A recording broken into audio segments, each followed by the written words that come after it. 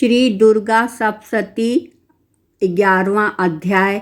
देवताओं द्वारा देवी की स्तुति तथा देवी द्वारा देवताओं को वरदान। मैं भुवनेश्वरी देवी का ध्यान करता हूँ।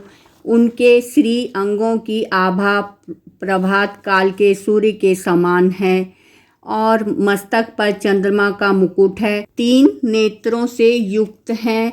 उनके मुख पर मुस्कान की छटा छाई रहती है और हाथों में वरद, अंकुश, पास एवं अभय मुद्रा शोभा पाते हैं। ऋषि कहते हैं, देवी के द्वारा वहाँ महादैत्यपति शुंभ के मारे जाने पर इंद्र आदि देवता अग्नि को आगे करके उन कात्यायनी देवी की स्तुति करने लगे। उस समय अभिसृष्ट की प्राप्ति होने से उनके मुख कमल दमक उठे थे और उनके प्रकाश से दिशाएं भी जगमगा उठी थीं। देवता बोले, शरणागत की पीड़ा दूर करने वाली देवी, हम पर प्रसन्न हो। संपूर्ण जगत की माता प्रसन्न हो। विश्वेश्वरी, विश्व की रक्षा करो। देवी, तुम ही चराचर जगत की अधीश्वरी हो। तुम इस जगत का एकमात्र आधार हो, क्योंकि पृथ्वी रूप में तुम्हारी ही स्थिति है। देवी, तुम्हारा पराक्रम अलखनीय है। तुम ही जल रूप में स्थित हो, संपूर्ण जगत को तृप्त करती हो। तुम अनंत बल संपन्न वैष्णवी शक्ति हो। इस विश्व की कारणभूता परामाया हो। देवी, तुमने इस समस्त जगत को मोहित कर रखा है। तुम ही प्रसन्न होने पर इस पृथ्वी पर मोक्ष की प्राप्ति कराती हो। देवी, संपूर्ण विद्याएं तुम्हारे ही भिन्न भिन्न स्वरूप हैं। जगत में जितनी स्त्रियां हैं वे सब तुम्हारी ही मूर्तियां हैं। जगदम्ब, एकमात्र तुमने ही इस विश्व को व्याप्त कर रखा है। तुम्हारी स्तुति क्या हो सकती है। तुम तो स्तवन करने योग्य पदार्थ से परे एवं परावानी हो। जब तुम सर्वरूपा देवी, स्वर्ग तथा मोक्ष प्रदान करने वाली हो, तब इसी रूप में तुम्हारी स्तुति हो गई। तुम्हारी स्तुति के लिए इससे अच्छी उक्तियाँ और क्या हो सकती हैं। बुद्धि रूप में सब लोगों के हृदय में विराजमान रहने वाली तथा स्वर्ग एवं मोक्ष प्रदान करने वाली नारायणी देवी, तुम्हें नमस्कार है। कला, काष्ठा आदि के रूप में क्रमशः परिणाम, अवस्था, परिवर्तन की ओर ले जाने वाली तथा विश्व का उपसंहार करने में समर्थ नारायणी, तुम्हें नमस्कार है। नारायणी, तुम सब प्रकार का मंगल प्रदान करने वाली मंगलमयी हो, मंगलदायिनी शिवा हो। सब पुरुषार्थों को सिद्ध करने वाली शरणागत वत्सला, 3 नेत्रों वाली एक गौरी हो, तुम्हें नमस्कार है। तुम सृष्टि, पालन और संहार की शक्तिभूता सनातनी देवी, गुणों का आधार, सर्वगुणमयी हो। नारायणी, तुम्हें नमस्कार है। शरण में आए हुए दीनों एवं पीड़ितों की रक्षा में संलग्न रहने वाली तथा सबकी पीड़ा दूर करने वाली नारायणी देवी, तुम्हें नमस्कार है। नारायणी, तुम ब्रह्माणी का रूप धारण करके हंसों से जुते हुए विमान पर बैठती तथा कुश मिश्रित जल छिड़कती रहती हो, तुम्हें नमस्कार है। महेश्वरी रूप से त्रिशूल, चंद्रमा एवं सर्प को धारण करने वाली तथा महान वृषभ की पीठ पर बैठने वाली नारायणी देवी, तुम्हें नमस्कार है। मोरों और मुर्गों से घिरी रहने वाली महाशक्ति धारण करने वाली कौमारी रूप धारणी निष्पापे नारायणी, तुम्हें नमस्कार है।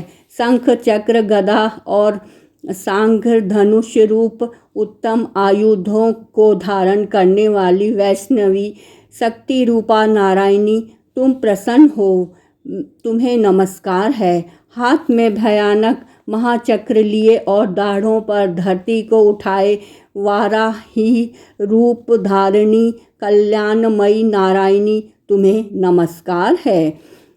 भयंकर नृसिंह रूप से दैत्यों को वध के लिए उद्योग करने वाली तथा त्रिभुवन की रक्षा में संलग्न रहने वाली नारायणी, तुम्हें नमस्कार है। मस्तक पर किरीट और हाथ में महावज्र धारण करने वाली, सहस्र नेत्रों के कारण उद्दीप दिखाई देने वाली और वृत्रासुर के प्राणों का अपहरण करने वाली इंद्र शक्ति रूपा नारायणी देवी, तुम्हें नमस्कार है। शिवदूती रूप से दैत्यों की महती सेना का संहार करने वाली, भयंकर रूप धारण तथा विकट गर्जना करने वाली नारायणी, तुम्हें नमस्कार है। दाढ़ों के कारण विकराल मुख वाली, मुंडमाला से विभूषित मुंडमर्दिनी चामुंडा रूपा नारायणी, तुम्हें नमस्कार है। लक्ष्मी, लज्जा, महाविद्या, श्रद्धा, पुष्टि, स्वथा, ध्रुवा, महारात्रि तथा महाअविद्या रूपा नारायणी, तुम्हें नमस्कार है। मेघा, सरस्वती, वरा, श्रेष्ठा, भूति, ऐश्वर्य रूपा भ्रवी, भूरे रंग की अथवा पार्वती, तामसी, महाकाली, नित्यता, संयम परायणा तथा ईशा, सबकी अधीश्वरी रूपिणी नारायणी, तुम्हें नमस्कार है। सर्वस्वरूपा, सर्वेश्वरी तथा सब प्रकार की शक्तियों से संपन्न दिव्य रूपा दुर्गे देवी, सब भयों से हमारी रक्षा करो, तुम्हें नमस्कार है।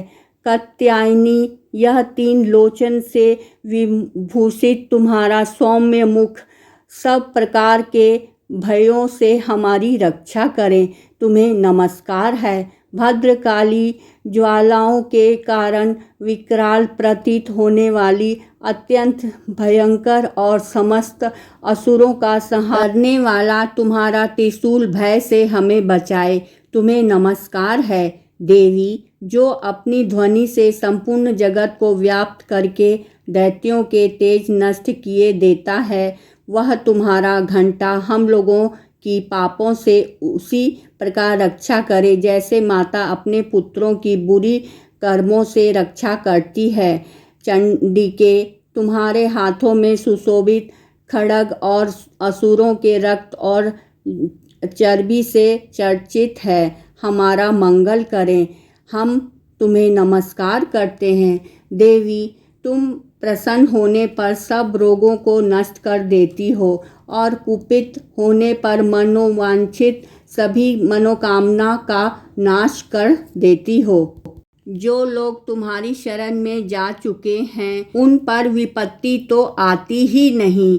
तुम्हारी शरण में गए हुए मनुष्य दूसरों को शरण देने वाले हो जाते हैं। देवी अंबिके, तुम्हारे अपने स्वरूप को अनेक भागों में विभक्त करके नाना प्रकार के रूपों से जो इस समय इस धर्मद्रोही महादैत्य का संहार किया है, वह सब दूसरी कौन कर सकती थी।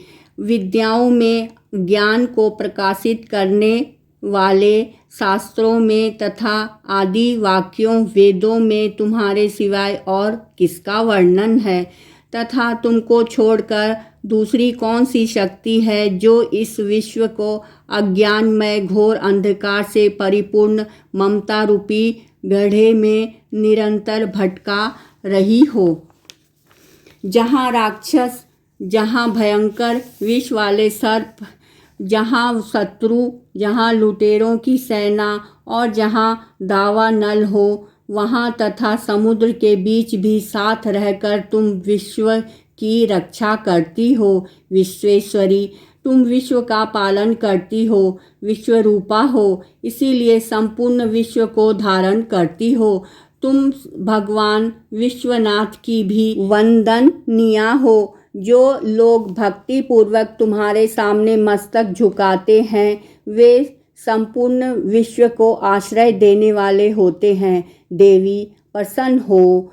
जैसे इस समय असुरों का वध करके तुमने शीघ्र ही हमारी रक्षा की है, उसी प्रकार सदा हमें शत्रुओं के भय से बचाओ।